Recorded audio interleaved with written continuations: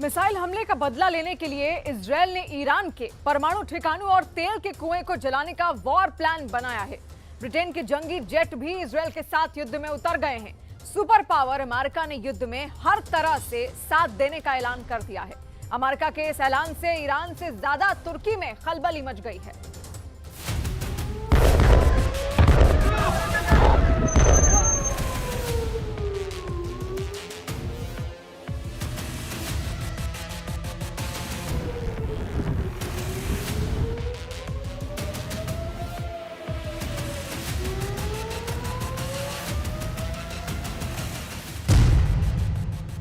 Israel ने नसरल्ला को मारा तो युद्ध में ईरान आया। ईरान ने इजराइल को दहलाया तो वॉर जोन में अमेरिका आया।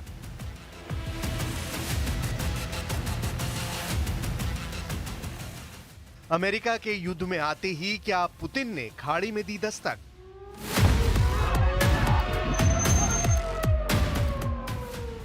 आर पार का युद्ध है ये, अब किसी के रोके ना रुकेगा। हर खेमे में ऐलान हो चुका है, इजराइल और इस्लामिक फाइटर की लड़ाई महायुद्ध में बदल गई है।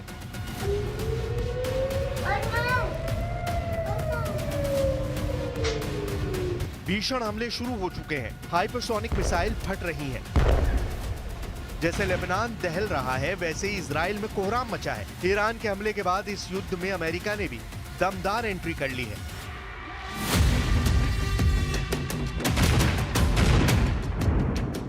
तुर्की भी इजराइल के खिलाफ मोर्चा खोल चुका है। मतलब ये कि महायुद्ध में अब महाशक्तियों के हथियारों की टक्कर शुरू होगी।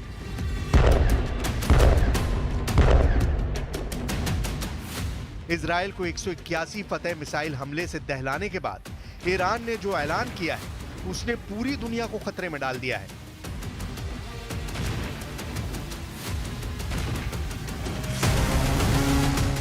ईरान के सुप्रीम लीडर अली खामनेई ने अमेरिका को सीधी चुनौती देते हुए खाड़ी मुल्कों से फौरन रफा दफा होने का फरमान सुनाया है।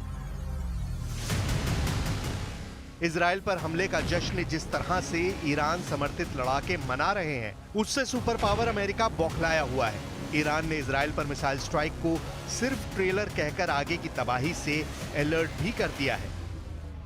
शर्रशुन रा از این منطقه کم بکنن بدون شک این درگیری ها، این جنگ ها، این برخورد ها به کلی از بین خواهد رفت و کشورهای منطقه میتونن خودشون رو اداره کنن، منطقهشون رو اداره کنن। तेहरान के सीक्रेट लोकेशन से खामनेई के मैसेज आने भर की देर थी कि कई मुल्कों में हाई लेवल मीटिंग शुरू हो गई। प्रेसिडेंट जो बाइडेन ने व्हाइट हाउस के रूजवेल्ट रूम से हाई लेवल मीटिंग बुलाकर इजराइल को फुल सपोर्ट का ऐलान किया है। प्रेसिडेंट बाइडेन ने इजराइल पर हुए हमले की कीमत तेहरान से वसूलने की धमकी देने के साथ खाड़ी के सभी यूएस बेस पर हाई अलर्ट कर दिया है। इजराइल के साथ मिलकर अमेरिका खाड़ी में नए वॉर प्लान पर जल्द एक्शन ले सकता है। The word fog of war was invented for a situation like this. This is a fluid situation. We will consult with the Israelis on next steps in terms of the response and how to deal with what Iran has just done, and we will continue to monitor for further threats and attacks from Iran and its proxies.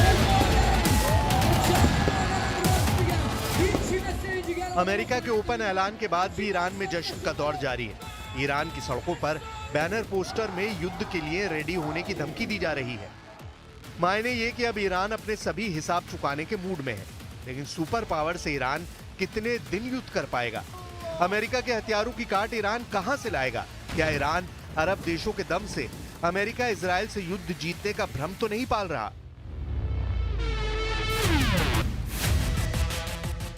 Iran के दुस्साहस की असल detail जानने से पहले Arab world से आया ये मैसेज भी सुन लीजिए। मैसेज है सऊदी अरब का, मैसेज है ईरान के लिए, जिसमें साफ कहा गया है कि सऊदी अरब खाड़ी में वॉर टेंशन को बढ़ने नहीं देना चाहता। The escalation that we've seen, but I will generally refer anyone who's interested to the Ministry of Foreign Affairs because they are designated to comment on this. However, looking at the global economy as a whole, looking at our region, it is clear is operating at a loss. Saudi Arab का message Iran के लिए alarm है, जबकि ताकतवर तुर्की भी America के war zone में आने से दहल गया है। तुर्की के प्रेसिडेंट अर्दोआन को डर सता रहा है कि ईरान के बाद उनका ही नंबर है। तुर्की की मीडिया की रिपोर्ट के मुताबिक अर्दोआन ने अंकारा में अपने भाषण में ये डर बयां किया।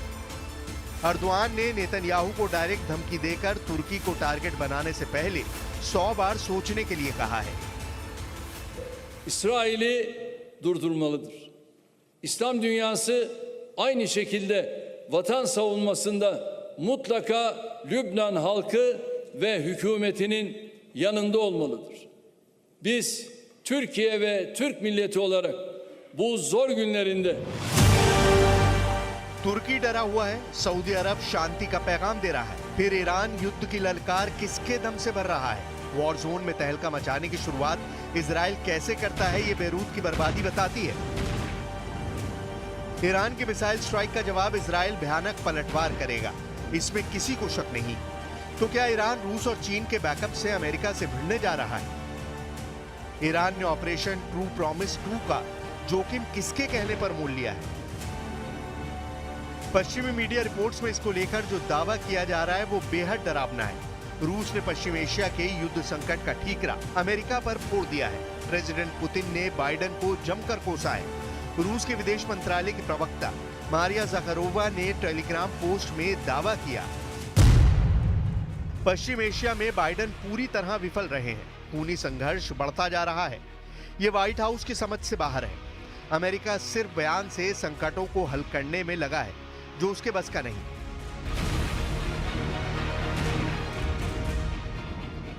इजराइल के हमले के बाद लेबनान को राहत पैकेज भेजकर रूस ने अपना स्टैंड क्लियर कर दिया है। खाड़ी युद्ध में फिलहाल रूस ईरान खेमे में है। चीन पहले ही ईरान को सैटेलाइट डील करके मदद पहुंचा रहा है,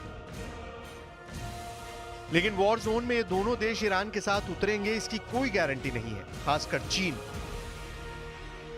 उधर अमेरिका तय कर चुका है कि अब की बार ईरान का पक्का इलाज करेगा। ईरान को घुटनों पर लाने में अमेरिका और इजराइल को ज्यादा जोर भी नहीं लगाना पड़ेगा। अमेरिका इजराइल को हर तरह से मदद पहुंचाता है।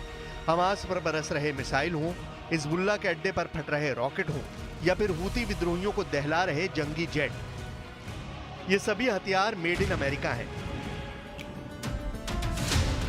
इजराइल सुपर पावर के दम पर सभी दुश्मनों से अकेले लड़ रहा है। ऐसे में ईरान ने अगर इजराइल में घुसकर हमले की हिमाकत दिखाई तो अमेरिका को ईरान को सबक सिखाने में वक्त नहीं लगेगा। अमेरिका के 100 सैन्य अड्डे खाड़ी के देशों में हैं, जहां करीब 40,000 जवान तैनात हैं। बहरीन में मौजूद ईसा एयरबेस को अमेरिकी वायुसेना संचालित करती है। बहरीन में अमेरिका का बड़ा मिलिट्री बेस भी मौजूद है। बहरीन में नेवल फोर्सेस सेंट्रल कमांड और अमेरिकी नौसेना के 5वें बेड़े का मुख्यालय भी है। इसके अलावा भी अमेरिका के Kuwait, Oman, Iraq, Jordan, Philippines, Qatar, Saudi Arab, Seychelles, Syria, Thailand और संयुक्त अरब अमीरात में सैन्य अड्डे मौजूद हैं। अमेरिका के जंगी बेड़े चलते फिरते परमाणु गोदाम है। यूएस नेवी के एयरक्राफ्ट कैरियर ऐसे न्यूक्लियर हथियारों से लैस रहते हैं जो किसी भी देश को पल भर में परमाणु धमाके का एहसास करा सकते हैं। अमेरिका के एटमी हमले का जवाब देने की ताकत फिलहाल ईरान के पास नहीं है। चीन जैसे मौकापरस्त दोस्त से ईरान को एटमी हथियार हासिल करने की हसरत कभी पूरी नहीं हो सकती। बचे पुतिन तो वो इस युद्ध के गेम चेंजर साबित हो सकते हैं, जिन्हें दुनिया मोस्ट पावरफुल लीडर कहती है।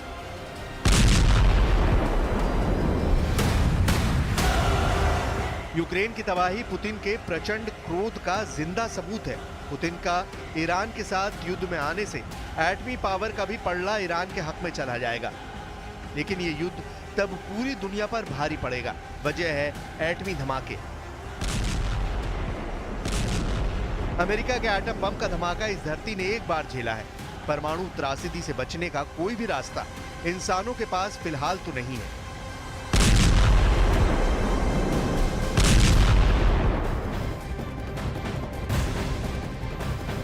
और बड़ी खबर इस वक्त आपको बता दें, हिजबुल्लाह के खिलाफ ग्राउंड ऑपरेशन में इजरायल ने पहले ही दिन 8 सैनिकों को खो दिया है। इजरायल के 8 सैनिक मारे गए हैं, इनमें एक अफसर भी है, जबकि इजरायल का दावा है कि उसने हिजबुल्लाह के 30 लड़ाके मार गिराए हैं। हालांकि हिजबुल्लाह के अटैक में इजरायल के 3 मरकबा टैंक भी तबाह हो गए हैं, यानी लेबनान इजरायल बॉर्डर पर जबरदस्त युद्ध शुरू हो गया है।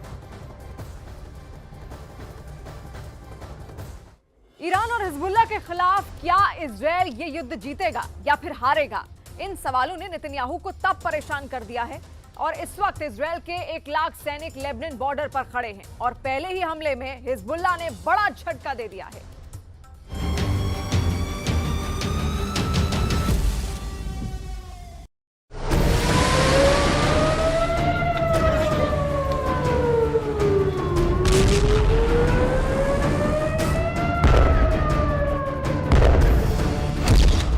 इतनी मिसाइल एक साथ गिरेंगी तो क्या होगा? ईरान के एक हमले ने 1 अक्टूबर को पूरी दुनिया को बदल कर रख दिया है। इतनी मिसाइल से एक साथ बचाएगा कौन? इतने बड़े हमले के बाद इजराइल के सामने सबसे बड़ा सवाल ये मिसाइल नहीं बल्कि नेतन्याहू के सामने इससे भी बड़ा चैलेंज खड़ा हो चुका है।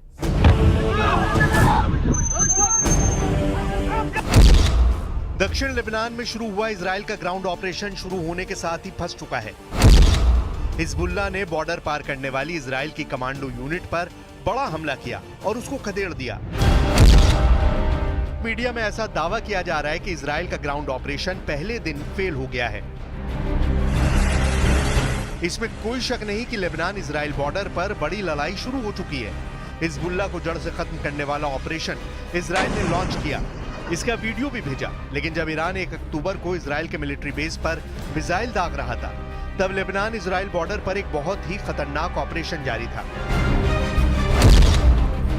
हिजबुल्लाह का दावा है कि उसने इजरायली कमांडो को ओदेसा और कफार किला के इलाके में बड़ी टक्कर दी है। उसके कई कमांडो मारे गए हैं, कई घायल हुए हैं। पॉइंट ब्लैंक रेंज से भी हमले का दावा किया गया है। एक तरफ नेतन्याहू का लेबनान के खिलाफ ग्राउंड ऑपरेशन है तो दूसरी तरफ ईरान की तरफ से इजराइल पर मिसाइल अटैक। इजराइल इस वक्त बहुत ज्यादा प्रेशर में है। इजराइल को तेहरान को भी जवाब देना है और लेबनान में भी ऑपरेशन करना है। नेतन्याहू इस वक्त कई मोर्चों पर घिर चुके हैं। इस खबर से बाइडन बहुत ज्यादा बेचैन है और आगे इस युद्ध का अंजाम क्या होगा, इसे लेकर मॉस्को में बैठे व्लादिमीर पुतिन भी टेंशन में है। इस वक्त दुनिया में 4 पावर सेंटर तैयार हो चुके हैं जो इस युद्ध का फैसला करेंगे। वॉशिंगटन डीसी में व्हाइट हाउस, क्या अमेरिका इजराइल की मदद के लिए डायरेक्ट इस युद्ध में कूदेगा? इजराइल की राजधानी तेल अवीव में क्या फैसला होने वाला है? तीसरा शहर ईरान की राजधानी तेहरान, जहां सुप्रीम लीडर अली खामनेई का वॉर रूम बड़े फैसले ले सकता है। और चौथा शहर है रूस की कैपिटल मॉस्को, जहां से अब सिर्फ यूक्रेन नहीं बल्कि ईरान इजराइल के मोर्चे को भी मैसेज पहुंचाया जा सकता है। इस वक्त पूरा पश्चिम एशिया महायुद्ध के जलते हुए तवे पर बैठा हुआ है।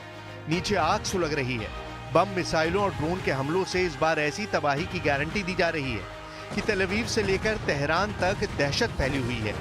ईरान के हमले के बाद अब गेंद इजराइल के पाले में है और नेतन्याहू लगातार मीटिंग करके पूछ रहे हैं कि ईरान को कैसे जवाब दिया जाए, हिजबुल्लाह को कैसे खत्म किया जाए।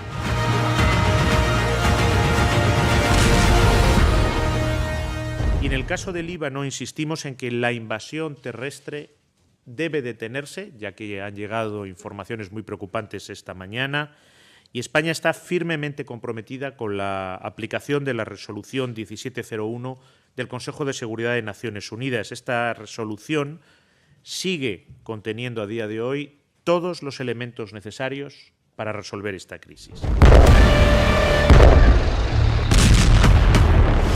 2024 में सितंबर का महीना पश्चिम एशिया में नई आग लेकर आया, जब बेरूत में हिजबुल्लाह चीफ हसन नसरल्लाह को इजराइल ने एयर स्ट्राइक में खत्म कर दिया। इसके बाद 1 अक्टूबर को ही ईरान ने इजराइल पर हमला कर दिया। सवाल है कि क्या इसी महीने अमेरिका और रूस भी इस युद्ध में कूदेंगे और महायुद्ध शुरू हो जाएगा? इस वक्त ईरान और इजराइल 2 कैंपों में बटे हुए हैं। इसे महाशक्तियों की टक्कर कहा जा सकता है। एक तरफ अमेरिका है तो दूसरी तरफ रूस है, और यही दुनिया का सबसे बड़ा खौफ भी है, क्योंकि अमेरिका इजराइल के साथ है और रूस ईरान के साथ। ये चारों ताकत ऐसी हैं कि इनकी टक्कर वर्ल्ड वॉर की वजह बन सकती है। अमेरिका ने इजराइल को गोले बारूद की सप्लाई पिछले कुछ महीनों में तेज की है। बंकर बस्टर से लेकर हर तरह का बम इजराइल को सप्लाई किया गया है। लेकिन 1 अक्टूबर की रात को ईरान के मिसाइल अटैक ने साबित कर दिया कि इजराइल चाहे जिसकी मदद ले, जिससे हथियार ले, कोई भी उसकी ढाल बने, ईरान नसरल्ला से लेकर हानिया सबका बदला अकेले अपने दम पर ले सकता है। अब सब कुछ नेतन्याहू के वॉर रूम पर निर्भर करता है। वो क्या फैसले लेंगे? क्या इजराइल कुछ बड़ा करने की सोच रहा है? क्योंकि इजराइल के सामने चुनौती सिर्फ ईरान नहीं बल्कि 4 मैदान है जहां युद्ध एक्टिव मोड में चल रहा है। पहला फ्रंट गजा है जहां इजराइल हमास से लड़ रहा है। दूसरा फ्रंट लेबनान है जहां इजराइल हिजबुल्लाह से लड़ रहा है। तीसरा फ्रंट यमन है जहां इजराइल हूती के अड्डों पर बमबारी कर चुका है। अब चौथा फ्रंट इराक बन सकता है क्योंकि इराक में ईरान के समर्थन वाला मिलिशिया गुट हशद अल शाबी भी एक्टिव हो गया है। जब ईरान की मिसाइल इजराइल पर गिर रही थी तभी यमन में भी हूती अपनी कुद्स 5 मिसाइल इजराइल पर फायर कर रहे थे। إن القوات المسلحة اليمنية تبارك عملية الوعد الصادق الإيرانية الثانية ضد العدو الإسرائيلي وتؤكد استعدادها للمشاركة في أي عمليات عسكرية مشتركة ضد العدو الإسرائيلي انتصارا للشعبين الفلسطيني واللبناني وردا على أي عدوان إسرائيلي يطال جبهات الإسناد.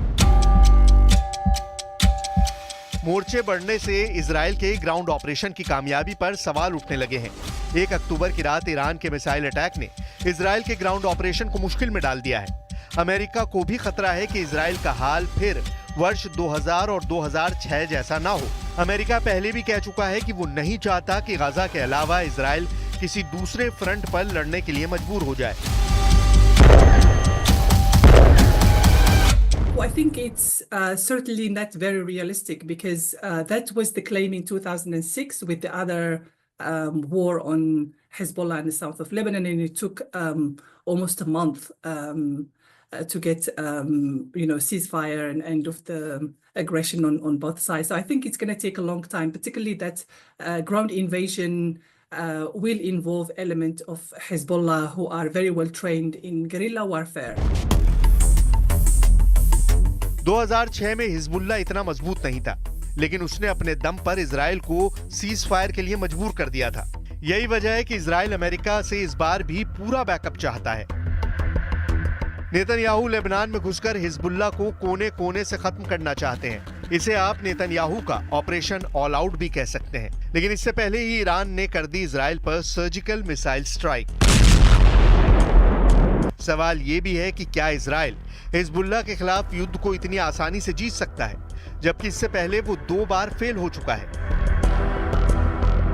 Israel is triumphant with the success of its assassination of Nasrallah and the entirety of the senior leadership of Hezbollah. So I think that has given it impetus to carry on with what it thinks could be the elimination of Hezbollah, which is almost impossible.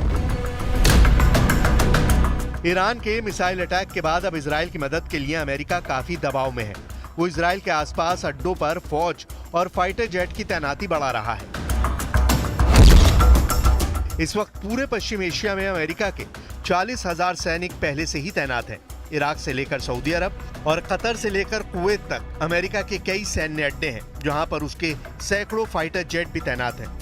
लेकिन Hezbollah और Israel की लड़ाई border पर हो रही है और वहां इजराइल को कामयाबी के लिए कुछ नया सोचना होगा, क्योंकि अब हमला चारों तरफ से हो रहा है और इजराइल के पास अमेरिका की गारंटी ही सबसे बड़ी ताकत बची है।